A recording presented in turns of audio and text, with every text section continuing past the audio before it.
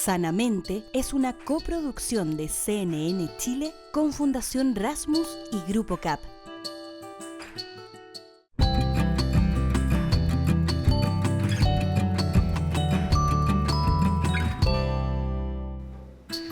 Hola, ¿cómo están? Bienvenidos, bienvenidas una vez más a Sanamente, este espacio que nos damos para encontrar herramientas que nos permitan sentirnos mejor en las distintas etapas de la vida, porque cada una de ellas tiene su afán.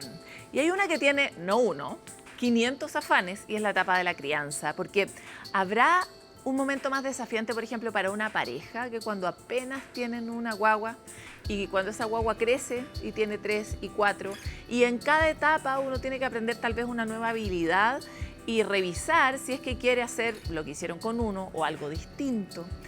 Todo eso se vuelve una tarea grande que nos abruma. Sin embargo, hoy existen muchas herramientas para enfrentar la etapa de la crianza. Y una de ellas es comprender el temperamento. No es fácil, no es lo mismo que la personalidad, el temperamento, y todos tenemos uno diferente. Muchas veces nuestro temperamento no es el mismo que el de nuestros hijos o hijas. Ese es el tema que eligió Andrea Cardemil, que es una persona experta en temas de crianza, en temas de apego, con quien tuvimos la oportunidad de conversar en profundidad sobre su último libro, que permite explorar cuál es el temperamento que tenemos nosotros, el que tienen nuestros hijos, y por lo tanto, cómo podríamos adecuar nuestra aproximación de crianza. Esta es una herramienta crítica en estos tiempos que corren, se las presentamos a continuación.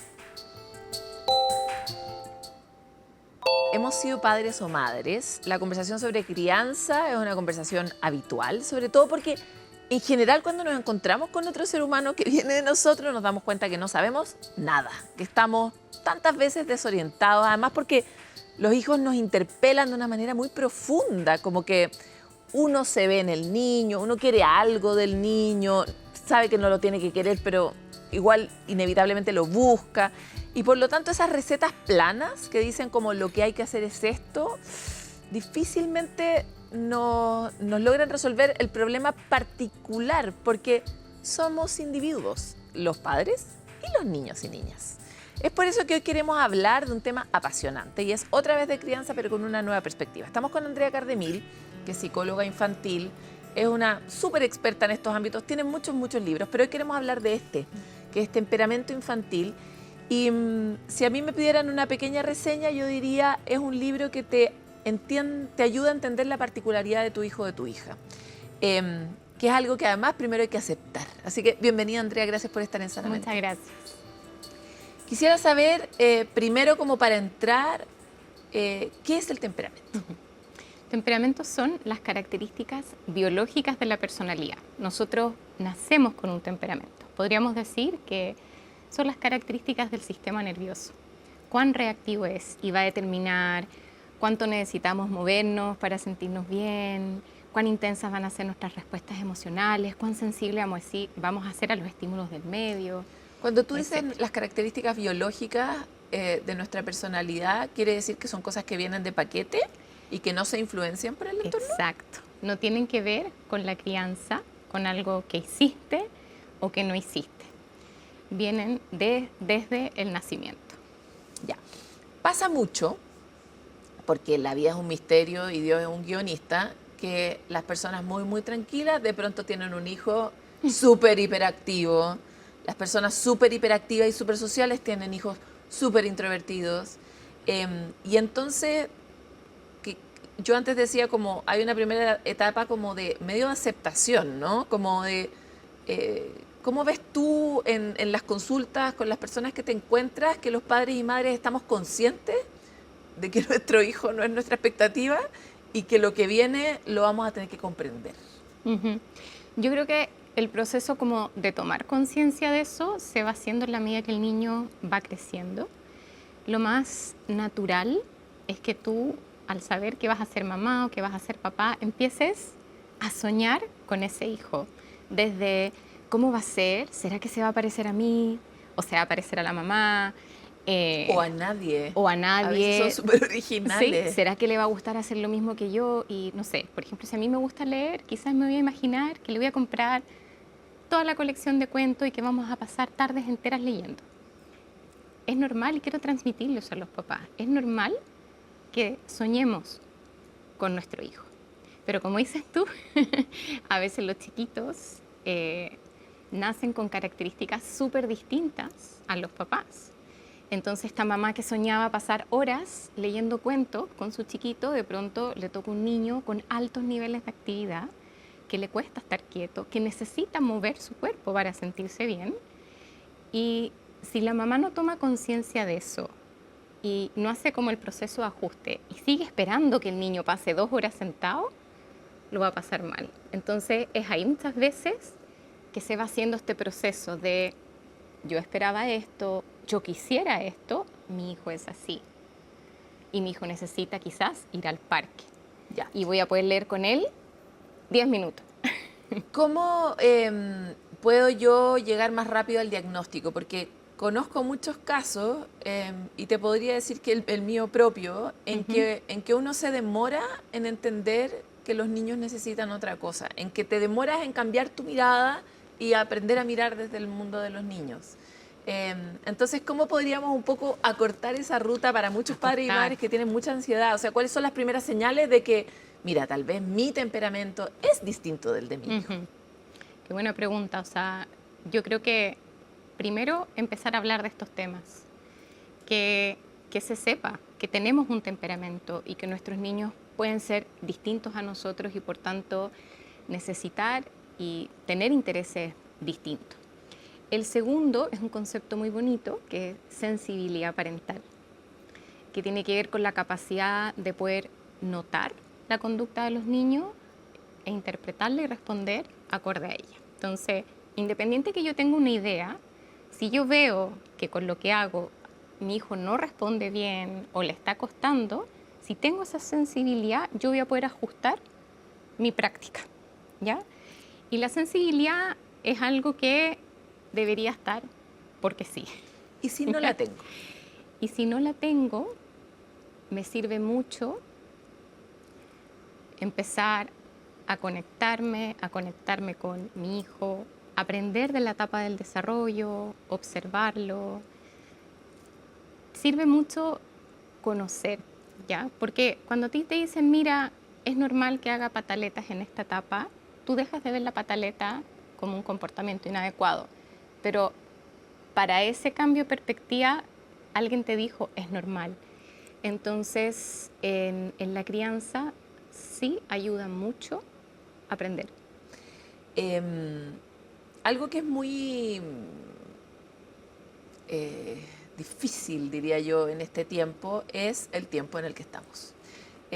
Porque vivimos muy interpelados por la realidad, muy urgidos por la realidad, habitualmente haciendo competir muchas actividades paralelas. Las mujeres sabemos mucho eso, además, de manera específica, pero también los celulares, pero también cuánto duran los trabajos, pero también si se puede hacer teletrabajo.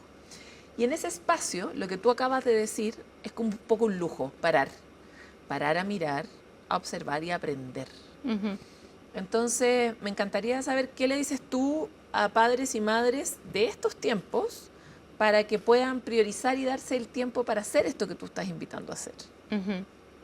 Estoy completamente de acuerdo contigo. No son tiempos fáciles. Yo trabajo, tengo 3 hijos y estoy metida, ¿no es cierto?, en este sistema. Pero eso no significa que sea lo adecuado. Entonces, creo que decir, bueno, está difícil por cómo estamos viviendo, entonces no importa cómo criamos, no es el camino. Y podemos empezar a hacer pequeños cambios, ¿ya? Por ejemplo, cuando estamos con los niños, yo escuché la otra vez una psicóloga que usó 2 conceptos que me gustaron mucho, como entrar modo presencia o modo como, ¿qué palabra usó? Eficiencia. Me hizo tanto sentido porque de repente estamos con los niños, entonces estamos jugando, ¡oh! No respondí el mail. Ya, un segundo, y respondo el mail. Y después digo, ya, ¿y en qué estamos? ¡Ay! El pollo, ¿no? Y uno está así, en verdad no estás en ninguna parte. Entonces, de pronto, el poco ratito que estamos con los niños, decir, me voy a poner modo presencia, sean 5 o 10 minutos, voy a alejar el celular y voy a estar ahí, ayuda un montón. No necesitamos el día completo. Que no tenemos además. que no siempre se tiene, pero sí como la toma de conciencia. Es que yo en verdad creo que en el momento en que te das cuenta de las cosas, puedes actuar de manera distinta. El problema es cuando estás en la moledora de carne. en la moledora de carne. Oye, ya, entremos un poco en el detalle. Una buena señal, por lo tanto, para darme cuenta que tal vez nuestros temperamentos no son exactamente parecidos, es cuán difícil me es la cotidianeidad, ¿no? Si me enojo mucho como padre o como madre, si grito, si respondo mucho, o si el niño reacciona mucho, también puede ser una buena señal para decir, mira, tal vez hay algo que tengo que mirar. Sí, Podría ser efectivamente. Cuando hay mucho roce, cuando permanentemente esperas que tu hijo actúe de una manera y tu hijo no actúa de esa manera, ahí eso podría ser una señal de quizás le estoy pidiendo más de lo que puede dar o le estoy pidiendo que actúe de maneras que le resultan poco naturales a como es. Ya. Entonces, acá tú en el libro describes una cantidad como de escenarios, como haces como una tipología, ¿no? de los cruces y las posibilidades que hay. ¿Por qué me sirve leer el libro, identificar cuál es el temperamento de mi hijo más claramente? Bueno, en el libro yo explico lo que es el temperamento y describo 9 rasgos, ¿ya? Y en cada uno de estos rasgos, tanto los niños como nosotros, podemos puntuar alto, medio o bajo. Entonces, en la medida que yo voy leyendo el rasgo y voy viendo en cuánto puntúa acá, voy comprendiéndome y también voy comprendiendo a mi hijo. Es una herramienta muy concreta en el fondo. Sí, y desde esa comprensión también invito a la reflexión de, bueno, si yo soy de esta manera y mi hijo es de esta otra, ¿qué pasa con esto? ¿Qué me pasa con esto? Y una vez que hago esa toma de conciencia, doy herramientas prácticas para poder entonces acompañar de manera más sensible a los niños. Y la experiencia de los papás ha sido que comprenderse y comprender a los niños ha sido muy terapéutico. De todas maneras, hay una parte en tu libro que tú dices, lo planteas como un pensamiento probablemente frecuente en tu consulta, de esta idea de que, no, es que ahora te vas a dedicar a consentirlo, es que no pones límites, es que eres muy blanda, que son los típicos juicios que escuchamos habitualmente en esta época cuando hablamos de crianza respetuosa, etcétera. Y me encantaría como que me ayudaras a desmenuzar esa idea. Sí, me encanta. Claro, está esta idea de que criar con respeto o ser consciente de lo que el niño necesita significa ser permisivo. Y esa es una creencia completamente old errada. school. Old school. La Pero verdad, que todos aprendimos. sí. O sea, en mi época así se criaba, digamos. Lo que pasa es que los cambios de paradigma no son fáciles y en el camino se van generando muchos mitos. Yo creo que los papás realmente entienden cuando uno les da como ejemplo concreto. Entonces, por ejemplo, tenemos un chico que en el rasgo de aproximación, es decir, ¿qué me pasa con el cambio, con las situaciones inciertas? Puntúa bajo. Entonces es un niño que al llegar a un cumpleaños se pone en alerta y necesita esconderse detrás de mamá, mirar antes de ir a jugar. Desde esta visión como sobreprotectora, de pronto los papás dirían como, claro, y consentirlo es, ay, pobrecito, me voy a quedar todo el cumpleaños con él, mejor me lo llevo, que no sufra, ¿no? Y desde la vieja escuela, oye, ¿para qué vinimos? Lánzate, conoce a los niños. Me estás dejando en vergüenza, si no te acercas nos vamos. Vemos que ninguno de estos dos extremos, en verdad, nos ayuda. Cuando el papá sabe qué es lo que le pasa a su hijo y dice, ok, por temperamento, cuando llega una fiesta infantil, necesita observar para sentirse seguro y luego integrarse. Tengo una expectativa realista y eso me permite hacer cosas para que mi hijo sea exitoso. Mira qué bonito. Entonces, llego temprano, porque sé que cuando hay menos personas, les resulta más fácil hacer ese proceso de sentirse tranquilo. Cuando siento que se esconde, le voy a decir, yo sé, a ti te gusta primero mirar y después ir a jugar, y cuando estés listo te puedes ir a jugar. Entonces el niño, ya, no hay nada malo con que me tome un segundo para ir a mirar. Y incluso puedo decir, a ver en qué sector del cumpleaños le va a resultar más fácil hacer este proceso de integración. Y una vez que el niño se siente seguro, va. ¿Qué es lo que aprende ese niño? Dice, bueno, cuando llego a un lugar, se siente un poquito incómodo, pero no pasa nada malo. Yo me doy mi tiempo, me integro y lo paso bien. Cuando me sobreprotegen y me sacan del cumpleaños, lo que aprendo es, esto es amenazante. Esto es súper peligroso. Si no estoy con mamá y papá, me puede pasar algo malo. Con el papá que me tira los leones, en el fondo el niño dice, me siento más estresado aún, no estoy cumpliendo expectativas, tengo un problema, mejor no vengo más a esto. Entonces, a la larga, cuando tú entiendes el temperamento de tu hijo y puedes ajustar las prácticas para que desarrolle habilidades, para que sea exitoso, tú le estás permitiendo adaptarse desde cómo es. Y eso es, para mí, un regalo. Hay varias cosas que acabas de decir que me parecen súper interesantes. La primera es el rol que jugamos los padres en el desarrollo, en el crecimiento y la capacidad de adaptación de los niños. Y durante mucho tiempo, en la antigua escuela, nosotros creíamos que el rol era tirarnos a los leones. O sea, tengo muchos amigos que aprendieron a nadar porque los tiraron a la piscina sin saber nadar. Suena como tortura, ¿cachai? Pero distinto es acompañar a aprender. Y entonces lo primero es como, ¿cuál es el rol en ese sentido que jugamos los adultos para que los niños, como tú dices, puedan ser exitosos? Y en esta cosa también lo quiero llevar al mundo de la regulación emocional, porque muchas veces pasa que cuando un niño es súper reactivo, el papá que no tolera eso también es súper reactivo. Exacto. Entonces, ayúdame a integrar ambas cosas. Claro, cuando por temperamento tienes respuestas emocionales más intensas, entonces escalas de 0 a 100 por cositas chicas y te toca un papá que también es como tú, en el fondo cada vez que el niño se estresa, en vez de encontrar a alguien que lo ayude a regularse y a bajar, encuentra un papá que se desregula, ¿no? Entonces aquí tenemos dos caminos. O el niño aprende a desconectarse, porque de alguna otra manera, cada vez que se desborda, ver al papá así es muy amenazante. Entonces mejor dejo de expresar lo que me pasa. O sigo de incendio en incendio, ¿no? Y creciendo y ya pasando los 6, los 7, 10. Y sigo eternamente con desbordes emocionales. ¿Por qué? Porque no tuve un adulto que logró corregularme y enseñarme a que puedo conectarme con mi emoción, la puedo expresar de cierta manera y me puedo calmar.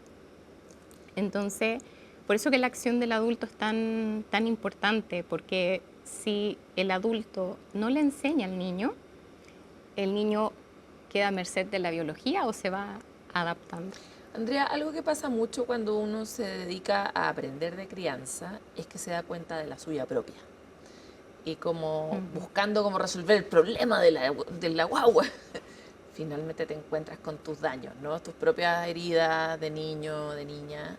Y ese proceso igual es doloroso. Y sobre todo, hacer los dos juntos no es nada fácil. No.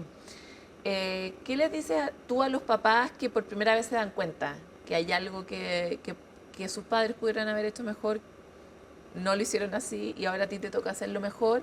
En el sentido como de que todo esto no sea como una avalancha de información agobiante para ese padre, para esa madre, que tiene una tarea por delante, pero también tiene que sanarse a sí mismo. Sí. Si no, ¿cómo lo hace mejor? Sí. En términos generales, yo creo que los papás siempre quieren hacerlo bien. Ni un papá se levanta en la mañana y dice, hoy voy a hacerle daño voy a este hacerle niño. daño a mi hijo, voy a gritarle, lo voy a castigar. Ni un papá se levanta así. Todos los papás queremos lo mejor para nuestros hijos. El problema es que vamos a actuar en función de nuestra historia, en función de las herramientas que tenemos y en función también de nuestro estado emocional. Y yo de verdad que miro y me miro como mamá, que para mí también es difícil, desde un lente compasivo. Y creo profundamente que los papás hacemos lo mejor que podemos con las herramientas que tenemos en ese momento. Entonces, cuando tú te das cuenta que tus papás no actuaron de la manera correcta, yo también le pido a los papás, primero, que miren a sus papás desde ese lente.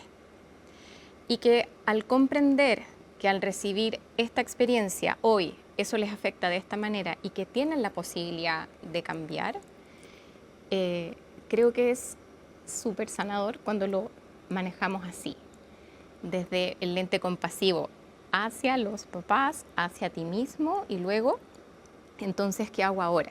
Porque también darte cuenta y decir qué hago, cómo lo arreglo, cómo actúo distinto, es muy abrumador. Entonces necesitamos, siento como el lente compasivo y el acompañamiento. A veces lo podemos hacer con un libro, en una conversación con una amiga, otras veces necesitamos terapia. Hacia allá iba mi punto. En el fondo, tenemos que reeducarnos para poder criar. Da esa impresión, ¿no? Sí. Sí. Mira, como mamíferos estamos programados para archivar las vivencias de niños, ¿ya? Lo que vivimos de niño lo archivamos para después, cuando somos cuidadores, actuar acorde a eso. Estamos cableados para funcionar así. Entonces, mira qué difícil es para nosotros, que somos una generación que archivó ciertos mensajes, pero que tiene que actuar de manera distinta. Entonces nosotros somos la generación que tiene que actuar en contra del piloto automático. Y eso es una de las grandes dificultades de hoy. Porque además, para poder actuar en contra del piloto automático, además de ser consciente, necesitas estar tranquilo. Porque cuando estamos estresados, nuestro cerebro funciona así. Cuando estamos estresados se activa el piloto automático. Y por eso es que lo que yo más veo es mamás que dicen, sí, miedo a hacerlo mal, o miedo a lo que le va a pasar al niño si no resuelve esto. Exacto, como si yo no resuelvo esto le voy a hacer daño, o me leo el libro, o voy al taller y después en la práctica sigo actuando igual. Y obviamente que eso es muy frustrante y doloroso para los papás. Y genera mucha culpa, además. Mucha culpa. Entonces, bueno, yo por eso soy muy pro del autocuidado parental, porque yo les digo a los papás, aquí no se trata de cuánto quieres a tu hijo, se trata de cómo estás, porque cuando tú estás estresado, tu cerebro funciona de una manera distinta y la parte que conecta con el niño, que mentaliza, ¿no es cierto?, que se pregunta, ¿por qué tiró el juguete? ¿Por qué me sacó la lengua? Se apaga y funcionamos desde el estado emocional. Y desde el estado emocional pasan dos cosas. Se nos activan los pilotos automáticos, que son las cosas que archivamos de niños, y nos quedamos atrapados en lo que sentimos y necesitamos. Y desde ahí no actuamos acorde a lo que leímos en el libro, no actuamos acorde a lo que aprendimos en el taller. Y cuando recuperamos la calma y miramos para atrás, decimos, ¡qué espanto yo! ¡Qué espanto! ¿Por qué dije eso? ¿Por qué hice esto otro? Y ahí es que yo en verdad le digo a los papás de todo corazón, no le puedes entregar a tu hijo algo que tú no te entregas a ti mismo. Entonces tienes que partir por decir, grité. Eso no estuvo bien, pero hace sentido porque dormí mal, porque esta situación es sensible para mí. Y de pronto, ¿qué hago al respecto? Voy a dormir mejor o tengo que trabajar esto, o pido ayuda y reparo. Creo que la crianza es mejora continua. Es un permanente y si no tenemos esa mirada lo podemos pasar muy mal. Me encantaría terminar un poco con alguna idea sobre la esperanza, porque la paternidad muchas veces, sobre todo cuando hay pega, cuando hay trabajo pendiente para actualizar los conocimientos de uno, ser una mejor versión para los hijos, comprender a los hijos, es todo demasiado, ¿no? O sea, tengo que empezar a sanarme a mí mismo para poder criar a esta persona. Suena como un camino un poco largo. Entonces me encantaría saber qué es lo que hay a la vuelta de la esquina. ¿Cuál es el regalo que nos da esta mirada en la crianza? Yo creo que el regalo que nos da mirar a los niños desde el lente del temperamento nos permite comprender que no todo lo que le pasa al niño es porque yo hice algo o porque yo no hice algo. Y eso ya saca una mochila importante, ¿no? Cuando las mamás dicen, mi hijo hace más pataletas que los hijos de mis amigas. De pronto decir, ok, no es que yo la embarré o que yo estoy actuando mal, sino que por temperamento va a ser más pataletas. Creo que eso ya es un gran regalo. Y lo otro es que el libro tiene esta mirada compasiva y dice, nunca es tarde. El mejor momento para querer hacerlo mejor es hoy. Sea tenga tu hijo 1, 2, 15, 18 años, porque también muchas veces los papás dicen, mi hijo ya creció, ya lo arruiné. No, no es así, nunca es tarde. Sí, a veces toma un poquito más de tiempo, pero nunca es tarde para querer hacerlo distinto. Y desde el punto de vista del tipo de vínculo que se logra con niños que son comprendidos. Sí, bueno, en la medida que los niños se sienten vistos, comprendidos y regulados, van desarrollando una relación de apego seguro, ¿no? Que dicen, bueno, con mi mamá en momentos de estrés me siento seguro. Conectarme con la emoción, expresar lo que siento, es seguro. De pronto puede no ser grato, pero no me pasa nada malo. Y eso te da una confianza básica para enfrentar desafíos, desarrollar competencias. Y al fin y al cabo, saliéndome un poco de la emoción y yendo como a regulación en general, lo que uno hace al conocer el temperamento es poder regular mejor a tu hijo. La emoción, la conducta, pensemos en los chiquitos. Mi hijo, por ejemplo, tiene altos niveles de actividad. Obviamente que tiene que regularse para poder estar en el colegio, ¿no es cierto? Tiene que regularse para enfrentar un almuerzo familiar. ¿Y cómo yo voy a hacer esa regulación? Entonces, va a marcar la diferencia. Entonces, es muy bonito y al conocer el temperamento del niño podemos ser más sensibles y, por tanto, promover un apego más seguro. ¿Y a ti también te cuesta? Me cuesta un montón. Y me encanta decirlo porque la gente a veces dice como, yo me imagino la experta, que los hijos de Andrea Cardemil son unos santos, cantan en coro. Y que Andrea no grita. No. Y yo, teniendo la teoría y teniendo todos los estudios, de verdad que quiero transmitir que no es fácil, para mí no es fácil, pero no por eso quiero dejar de creer, obvio, ¿no es cierto?, en que podemos hacer las cosas de manera distinta. Y ese es un poco mi propósito, de poder decir, bueno, lo que yo he aprendido como psicóloga y mamá, transmitirlo, y eso incluye mis errores. Por supuesto. Incluye mis metidas de pata. Bueno, lo mismo también cuando la gente me dice, Andrea, ¿cuándo vas a escribir de la adolescencia? Es que la estoy viviendo. No puedo hablar ni escribir de algo. Yo te puedo recomendar libros de adolescencia de otros autores que han estado acá. Oye, te quiero agradecer mucho por esta entrevista. Los quiero invitar a todos ustedes a conocer a sus hijos o hijas. Nuestra generación se tiene que despercudir mucho de estos aprendizajes de que uno va a criar niños de cristal. Y hay muchos chistes en torno a algo que en realidad no es ningún chiste, y es que los humanos necesitamos sentirnos abrigados, anidados en nuestra identidad, porque el efecto contrario, no hacerse cargo de quién es cada uno y cómo viene, tiene una cantidad de impactos en la autoestima, en las relaciones humanas del futuro, en las relaciones de pareja de los niños y niñas, que de verdad es una súper buena inversión también en las relaciones sociales, las relaciones laborales. Por lo tanto, los invito mucho a aprender quién es su hijo o hija y a aprender a mirarlo compasivamente a ellos y a ustedes mismos. Otra de las cosas relevantes en la vida es aprender a pausar la vida. Y eso es lo que hacemos en este espacio, porque volvemos enseguida con mucho más de Sanamente. Aprovechen la pausa.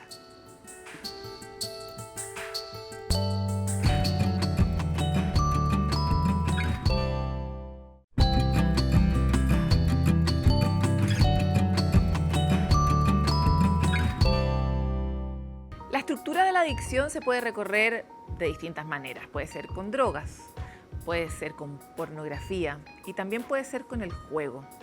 El trastorno del juego es uno que además es cada vez más frecuente en la medida en que tenemos mucho más acceso a, por ejemplo, juegos en línea, La edad del trastorno del juego ha bajado mucho y hay niños y jóvenes que están, de hecho, con estos problemas graves. Sin embargo, es muy importante comprender cuándo realmente estamos ante una adicción y cómo podríamos eventualmente enfrentarla. Este es el tema que abordó Miranda Aspe en la siguiente nota.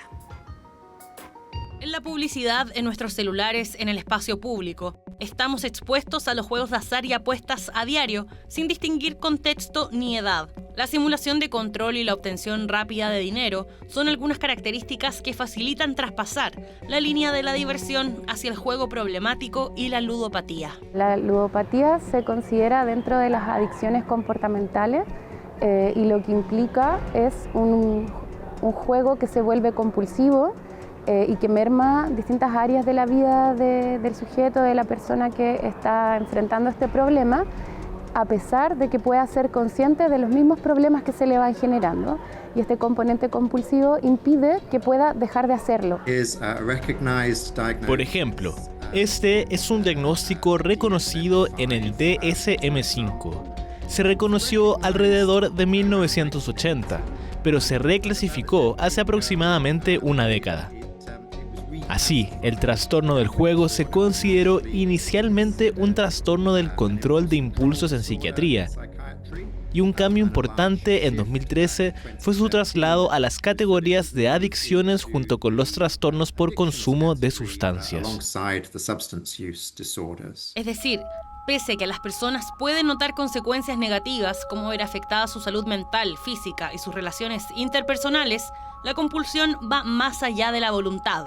A nivel mundial, 49,1% de los hombres y 37,4% de las mujeres reportaron haber participado en juegos de azar. Y según la Organización Mundial de la Salud, a nivel global, 1,2% de la población adulta tiene un trastorno del juego. Sus causas son múltiples, factores que van desde lo contextual, lo socioeconómico y psicológico. Alguien que está muy solo, que no tiene otras maneras de encontrar, por ejemplo, placer o entretención, claro, podría ser más proclive, pero no son condicionantes exclusivas de desarrollar una ludopatía, sino que creo que es el complemento de todas estas variables que te mencionaba. Las cifras lo indican. Las personas con ludopatía tienen 15 veces más probabilidades de morir por suicidio que la población general. No solo tiene consecuencias en quien apuesta o juega, sino que su impacto también es en el entorno. Por cada persona que participa en juegos de azar y de apuestas de alto riesgo, se ven afectadas un promedio de otras 6. Hay efectos negativos en sus relaciones, en su capacidad para trabajar o estudiar. Mentir sobre el dinero. Muchas de las consecuencias giran en torno al impacto y el daño financiero. Ya sea en videojuegos, apuestas deportivas o en un casino, en todos se activa el sistema de recompensa y el circuito dopaminérgico. Gran parte de lo que sabemos de la neurociencia sobre el papel de la dopamina es que está interesada en las señales que predicen la disponibilidad de la recompensa, y en condiciones aleatorias o fortuitas, el sistema dopaminérgico se activa durante la anticipación, cuando se espera para saber si se ha ganado o perdido. Y esto es muy importante, porque significa que en los juegos de azar, la respuesta dopaminérgica se produce en la apuesta en sí, independientemente de si la persona gana o pierde. Irrespective of whether the person wins or loses. Es decir, no importa el resultado, siempre reciben esa respuesta dopaminérgica. Si nos centramos como en lo biológico, estaría implicado el sistema de recompensa, la activación de todas las vías dopaminérgicas que están vinculadas al placer y también involucra en el fondo la parte como prefrontal del cerebro que influye en la toma de decisiones. Pero, como te mencionaba antes, creo que hay que ser muy cuidadoso y puede ser un error reducir esto a un fenómeno biológico cuando lo social, lo cultural, lo político es tan relevante en las experiencias actualmente.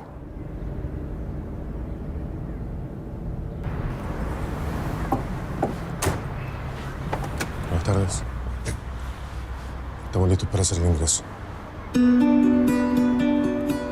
Tal como lo muestra El Camino, un corto de Wolf BCPP, la productora Landia y la Fundación Contradicción, el panorama ha cambiado. La edad promedio de una persona con ludopatía era 45 años y ahora comienza a los 15. Así también lo respalda Pantallas que Atrapan, un estudio inédito de la organización Red Preventiva Chile y la Corporación de Juego Responsable. El perfil del jugador en línea hoy día son 40% hombres, 13% mujeres. Los hombres apuestan mayoritariamente en deporte y las mujeres en azar. El perfil tiene que ver con las microapuestas, hasta 10.000 pesos mensuales están apostando, juegan mayoritariamente hasta 30 minutos. El mismo estudio indica que 58% de los jóvenes estudiantes de 12 a 32 años han apostado alguna vez en su vida. Y pese a la variación en la prevalencia dependiendo del género, las motivaciones en la población estudiantil son similares. 53% lo hace para ganar dinero, 36% por aburrimiento y 35% solo por curiosidad. Además, gracias a estas cifras, se confirma que existe una correlación entre videojuegos y apuestas. Quienes tienen videojuegos, y muchos papás no entienden el problema que hay detrás de comprarle el cofre al niño, la armadura, para que aprenda inglés, para que haga lo que quiera, es que las lógicas que siguen los videojuegos son muy similares a las de las casas de apuestas. Cualquier persona que compre algo en un videojuego se va a ver expuesto a que la publicidad que empieza a recibir en el videojuego termine siendo de alguna casa de apuestas.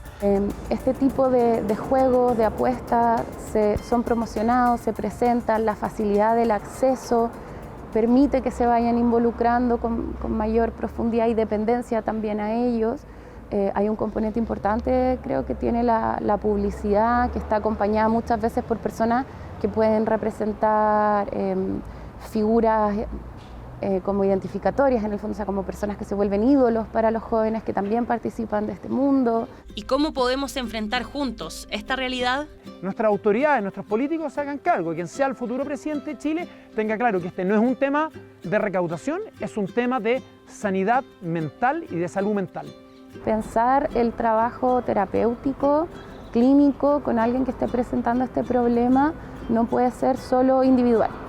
O sea, si bien es fundamental contar con espacios de psicoterapia individual, es importante en el caso de los jóvenes, por ejemplo, incluir a las familias, a las escuelas, al entorno social, porque como te mencionaba, este es un problema que trasciende solo lo individual. Avanzar en la regulación y en cómo entendemos el dinero son parte fundamental del cambio de mentalidad para que las generaciones actuales y las futuras tengan una relación más saludable con el juego. ¿Les gustan los jardines? ¿Trabajan en ellos? ¿Tienen uno?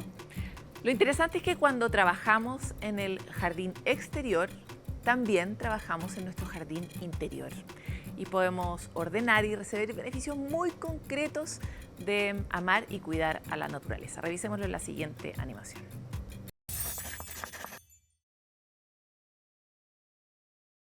Remover la tierra, sacar la maleza, regar o tener una conversación filosófica con tus plantas son pequeñas acciones que haces para cuidar tu jardín, pero que también podrían estar ayudando a cultivar la salud de tu cerebro. La jardinería es una actividad que se asocia a varios beneficios físicos y emocionales. Una investigación de la Universidad Nueva de Gales del Sur concluyó que hacer jardinería a diario reduce en un 36% el riesgo de tener demencia y aumenta la neuroplasticidad y la salud cerebral. En tanto, otro análisis de la Universidad de Edimburgo, que se hizo a personas entre los 11 a 79 años, concluyó que quienes hacían jardinería tenían mejor capacidad cognitiva, la que incrementa a medida que aumenta la frecuencia de la actividad. Eso porque aprender sobre plantas y su mantención es un ejercicio que hace florecer la creatividad y la capacidad de planificación, permitiendo el desarrollo de la memoria y función ejecutiva de nuestro cerebro. Si plantas el hábito de la jardinería en tu vida, estarás abonando tu salud mental y física. En esta era que vivimos hay una frase que es que no se habla del cuerpo de otros. ¿La han escuchado? Pero es difícil de practicar porque estamos de alguna forma cableados estructuralmente tanto para hablarnos a nosotros sobre nuestro cuerpo como para mirar u opinar del cuerpo de los otros. Es una conducta que requiere mucha conciencia. ¿Pero por qué somos así? Le preguntamos esto a la experta Raquel Lobatón, una mexicana experta en el ámbito justamente del cuerpo, y esto es lo que nos contó. El cuerpo es un órgano, es un sistema nervioso, es un sistema que funciona como un reloj. Cada vez que nosotros nos movemos, La forma en que nos hablamos definitivamente impacta mucho en la forma en que nos sentimos con nosotras mismas o nos tratamos. Por toda esta presión que hay sobre nosotras de cómo debemos vernos, de cómo debe ser nuestra apariencia, nuestro cuerpo, hemos alimentado un diálogo negativo y somos, digamos, demasiado juiciosas con lo que vemos o con lo que miramos al espejo. Aquí entra mucho el modelo de autocompasión, que la autocompasión es intentar hablarnos con la misma voz amable que le hablaríamos a alguien a quien amamos. Jamás le diríamos a las personas que amamos o les hablaríamos de la forma en que muchas veces nos hablamos a nosotras mismas. Es importante también ver cuántas frases dentro de nuestro lenguaje tenemos normalizadas que siguen perpetuando esta cultura de dietas o esta gordofobia, ¿no? Lo principal que podríamos decir es no hablemos de los cuerpos. O sea, creo que no tenemos que estar hablando de la apariencia ni de los cuerpos de los demás, ¿no?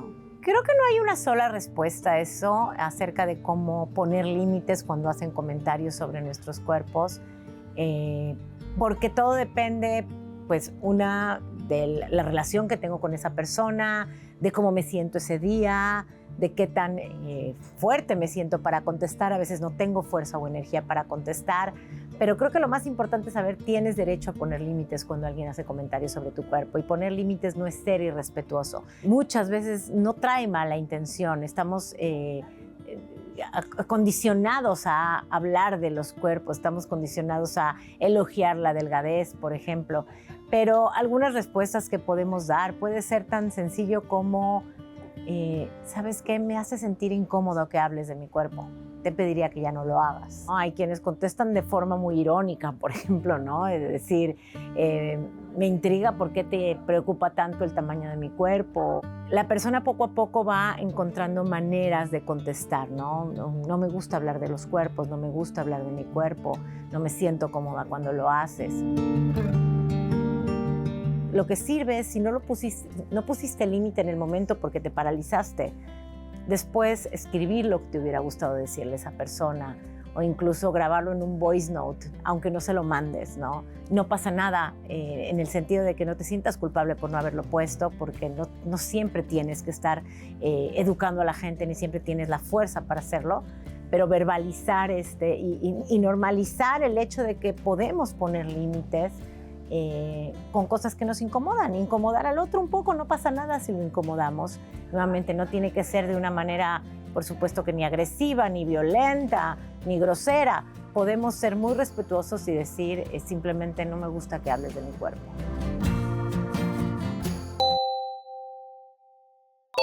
Vamos a hacer otra pausa en Sanamente y volvemos enseguida con más.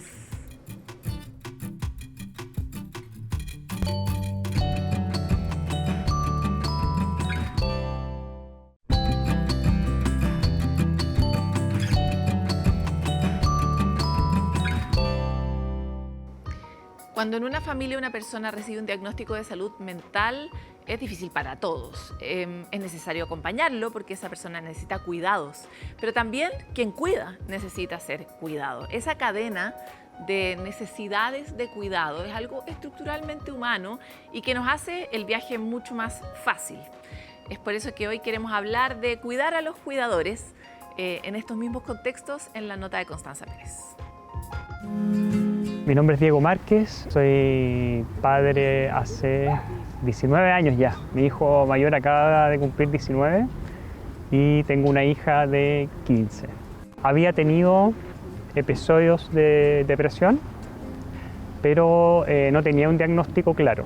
Puedo decir que fui padre todavía en un nivel bastante inconsciente de tener algo que era más estructural. Como un diagnóstico más estructural a nivel de psiquiátrico. Como Diego, muchos papás y mamás crían mientras conviven con un diagnóstico de salud mental. La crianza siempre es desafiante y en estos casos puede serlo aún más cuando no existe un tratamiento adecuado. La mayor parte de las situaciones o condicionantes que pueden hacer que una crianza sea más satisfactoria o no, tienen que ver con otros aspectos, no con el diagnóstico propiamente tal. Aspectos como si la persona está bien tratada o no, el apoyo familiar, el estigma que pueda tener la persona y las características que también pueda tener la crianza en particular en esa persona. La falta de diagnóstico y de un tratamiento puede influir en cómo se vive la paternidad y la maternidad. Y en el caso de Diego, solo después de convertirse en padre, tuvo más claridad. Una depresión severa, ignorada y sin tratar. Los episodios depresivos, cuando uno no entiende que hay un tema biológico estructural, uno tiende a asociarlos como, es culpa tuya. Tú no le estás poniendo ganas, y entonces caes como en una espiral y la culpa te va llevando más abajo. Y la culpa te hace también no querer contarlo. Y eso, vivirlo tan solo, creo que hizo que yo tuviera un par de episodios muy, muy complejos y con alta ideación suicida. A veces, en un intento por priorizar las necesidades de los hijos, se hace más difícil pedir ayuda o atender las propias necesidades de salud mental, impulsado por sentimientos de vergüenza o culpa. Se habla mucho del apego y a veces las madres sienten que porque estoy deprimida o porque tengo algún problema de salud mental no voy a ser capaz de generar este apego seguro con mi hijo. Y es más difícil, pero no es imposible. Y en los hombres yo diría más que nada es el hecho de acceder a servicios, porque no consultan, ¿verdad? Está no sé si es miedo, vergüenza o poco conocimiento de que los hombres no tienen problemas de salud mental. Entonces yo creo que está más bien en el acceder, en el ir o reconocer que tienen un problema y que pueden necesitar ayuda. Y luego atreverse a cruzar esa barrera de ir y consultar. En esa época, además siendo hombre, uno trataba de ocultar estas cosas, de negarlas, como quizás verlo como un signo de debilidad. Y por lo tanto pasé por una etapa larga de mal diagnóstico, negación. Sí, me hubiera gustado tener más conciencia de que mi diagnóstico era algo estructural en mis primeros años de paternidad para poder haber estado quizás ya con los tratamientos más aceptados de mi parte, con más autocuidado y poder no haber tenido episodios de como ánimo bajo durante esos primeros años de ello. Los tratamientos farmacológicos no son incompatibles con la paternidad. Durante etapas como el embarazo o la lactancia, el seguimiento psiquiátrico permite opciones seguras y evitar riesgos de salud para la familia.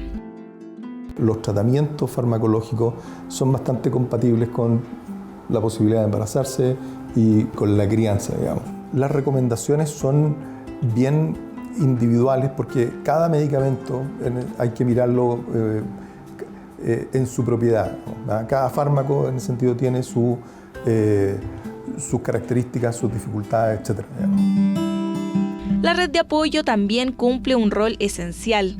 Acompañar tanto la crianza como el bienestar del papá o la mamá ayuda a sostener el proceso de la paternidad y que tanto padres como hijos vivan la crianza con mayor tranquilidad.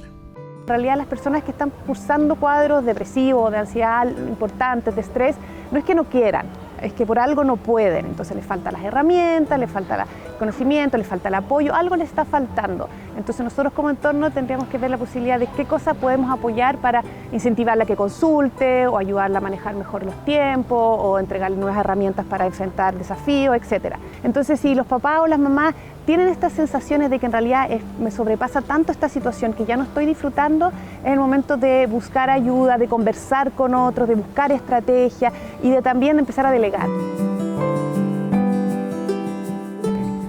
Así como hay personas que tienen diabetes y tienen que tener sus cuidados, las personas que tenemos un diagnóstico de salud mental tenemos que ser muy cuidadosos con el sueño, con cómo dormimos, con mantener hacer ejercicio físico, una serie de cosas que quizás para otras personas no pueden pasar por alto y mantener una calidad de vida, y sobre todo si van a ser padres.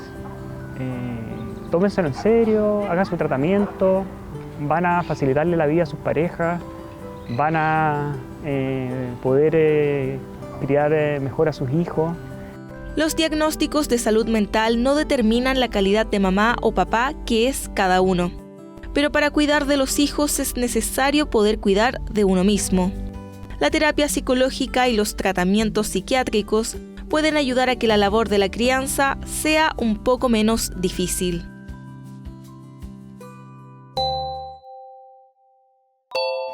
Cuando nos enojamos, sentimos esta especie como de nube, algo se nos nubla y la furia entra como una especie de tsunami, ¿no?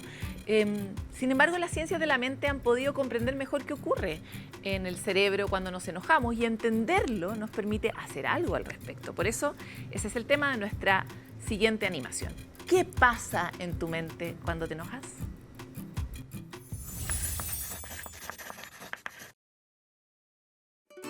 Gruñes, frunces el ceño y aprietas los puños. Todo eso pasa cuando nos enojamos. Son señales que podemos ver en el cuerpo y que muchas veces nos delatan. Pero, ¿qué pasa en nuestro cerebro? Comienza a liberar una serie de hormonas y neurotransmisores. Por ejemplo, la noradrenalina. Aumenta nuestra presión arterial y hace que el corazón lata más rápido, bombeando sangre para estar listo ante la amenaza.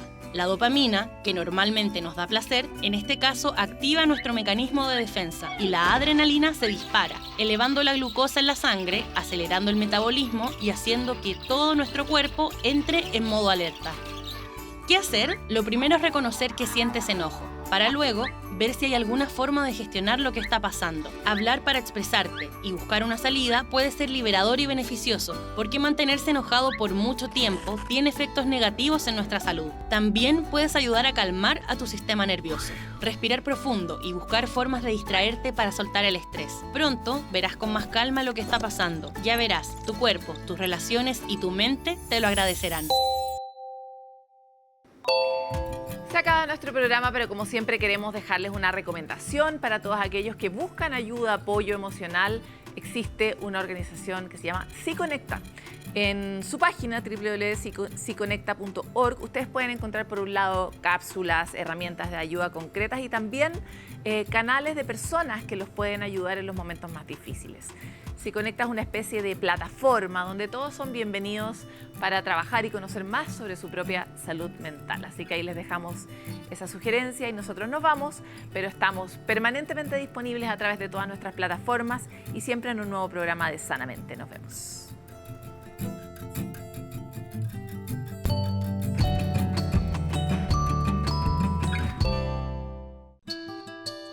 Sanamente es una coproducción de CNN Chile con Fundación Rasmus y Grupo CAP.